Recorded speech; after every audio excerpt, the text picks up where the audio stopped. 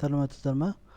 Енді біз зарплата бойынша удержание бәрін есептегеннен кейін, енді бізде зарплатаның удержанияларын төлеу керек. Налог төлеуіміз керек, пенсионка төлеуіміз керек.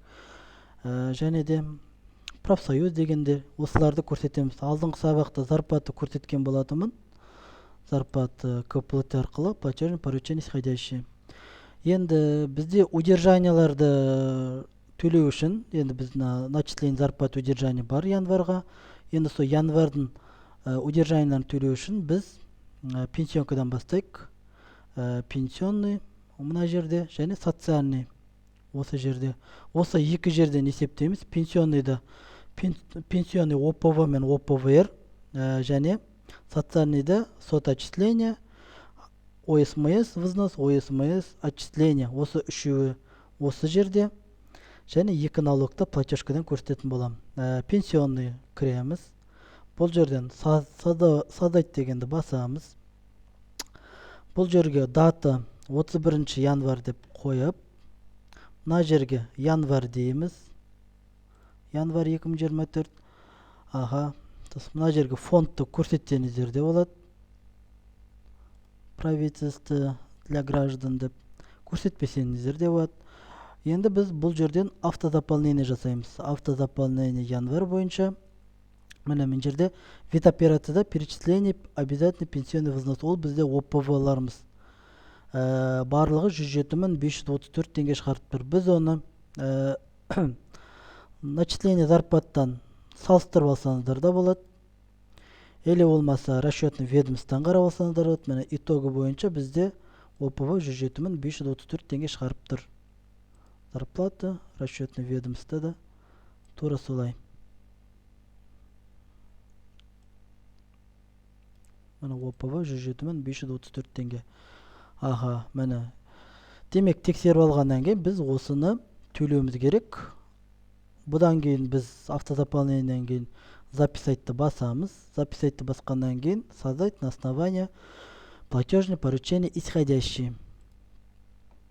Міне платежный поручение өттік. Бұл жерге енді біз даты, мана біз 31 январь деп көрсетсек, енді бұл жерге біз төлеп атқан датымызды көрсетеміз. Например, 15 февраль.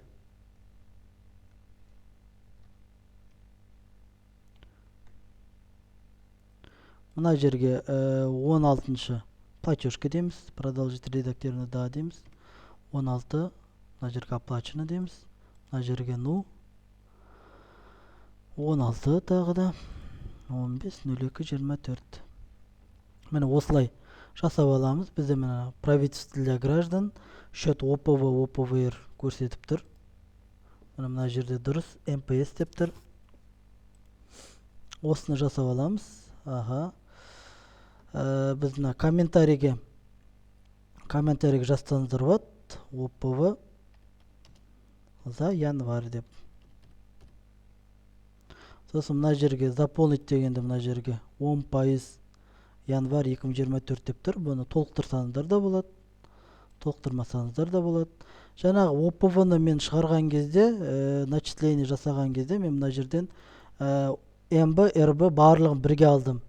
Негізі программаны бөліп алсаңыздар да болады.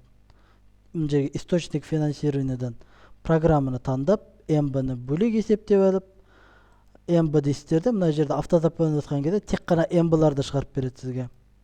МБ-ларды шығарып, записать, создать на основании, тура жаңағыдай платежкамен төлейсіз. Немесе общий бір төлесеңіздер де болады. Оны енді өздеріңіз қарарсыздар. Қалай ыңғайлы сіздерге программаны бөліп көрсету керек па, көрсетпеу керек па? Өз мекеменіздің ұстанымына сәйкес. Енді біз жаңағыдай келтіргеннен кейін провести етеміз. Проведен болды. Проведен болғаннан кейін біз мына жерде sheet файлды алып, тура еңбекақы сияқты выгрузка жасап, рабочий столға неге соны жүктейміз онлайн банкке. Егер сізде народный банк болған жағдайда загрузить файл деп, сол жаңағы жүктеген sheet файлды жүктеп онлайн банкке төлейсіздер. Проведен болды. Енді келесі бізде ОПВ-ны төлейміз. ОПВ-дан кейін ОПВР бар. Мына жерден ОПВР үшін мына жерден вот екіншісін таңдаймыз. Перечисление обязательно пенсионный взнос работодателя. Соны таңдап, мына жерге тура жаңағыдай НАО дейміз. Мына жерге дата январдың датасын қоямыз. Соңғай. Мына жерге январь 2024. Вот автозаполнение. Вот автозаполнение 9298 теңге шықты. Записать.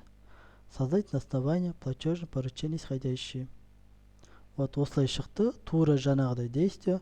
15.02.24. Оплачено. Например, 17-ші платежка дейік. Мұнан да 17 дейік.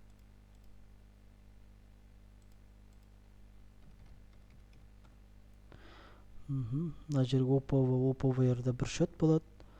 Мына жерге ОПВР-да январь дейік. Вот осылай провести шет файлды жүктеп төлейміз.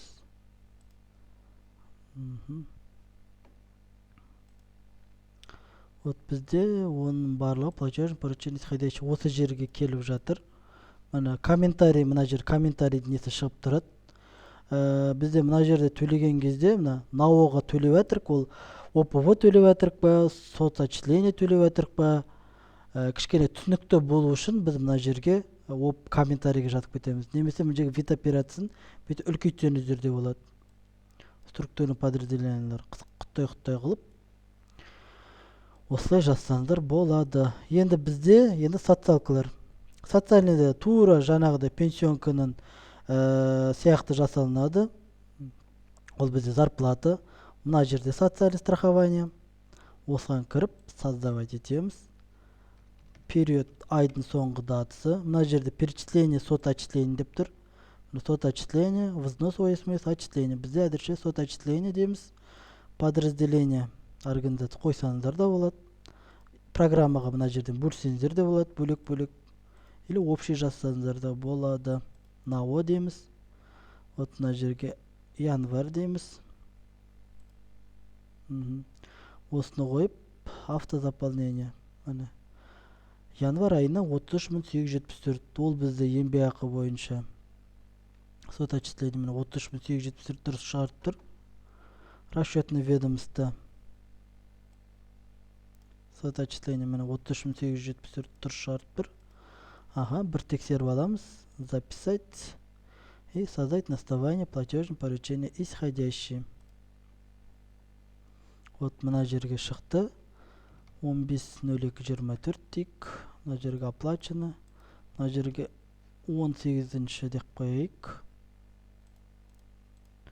18-ші поручение. Мына жерге НАО деп шығып тұрады. Дұрыс. Енді біз бірақ шөті ОПВ емес, сот-отчислениенің өзіндік шөті бар. Ортасында СО деген бар.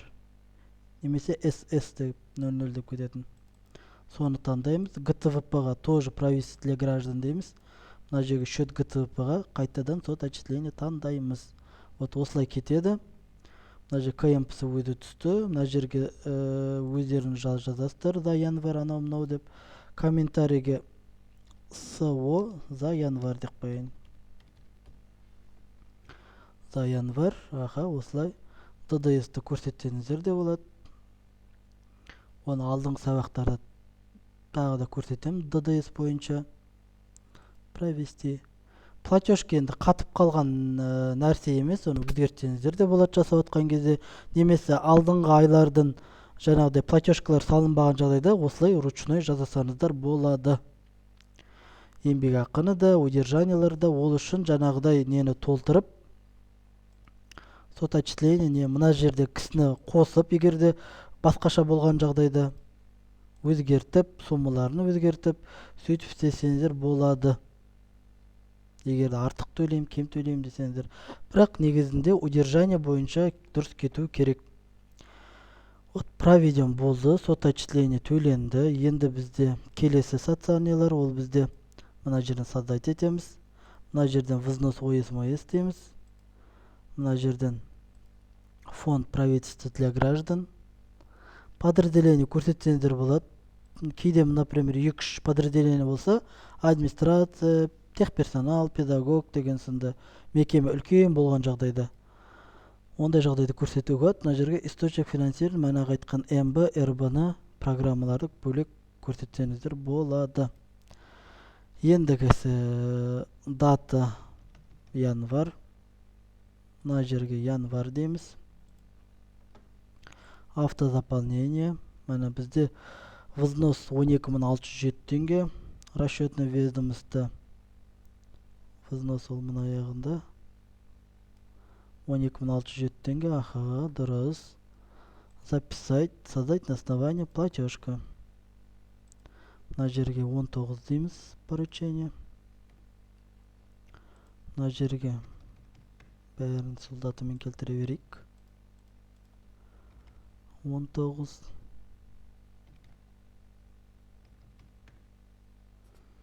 Мына жерде счеты ОСМС болады.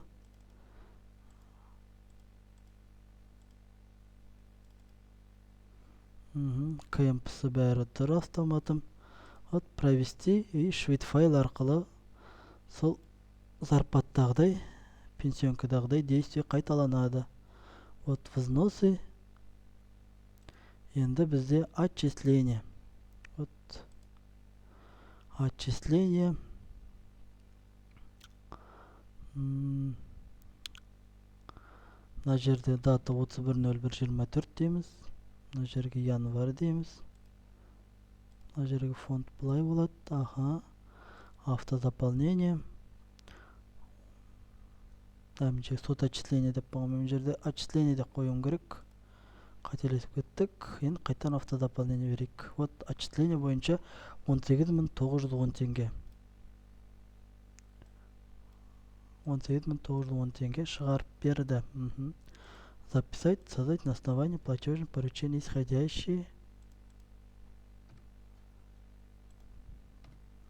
20-шы.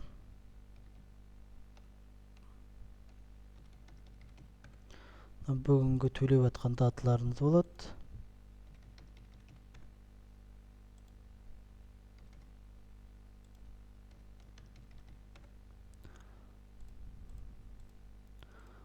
Счеты ОСМС-та екеуінде бірдей счет.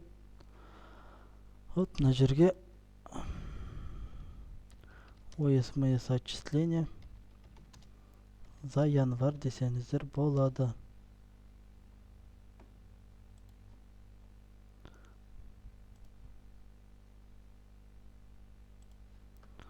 Вот мына жерге ОСМС взнос комментарий жазбаппын. Кіріп жазып жіберейік. За январь жасалынды міне. 5 удержанияны жасадық. Ендігі алдағы видеода 2 налог пен профсоюз аманатты қалай төлеу керек екенін көрсететін боламын.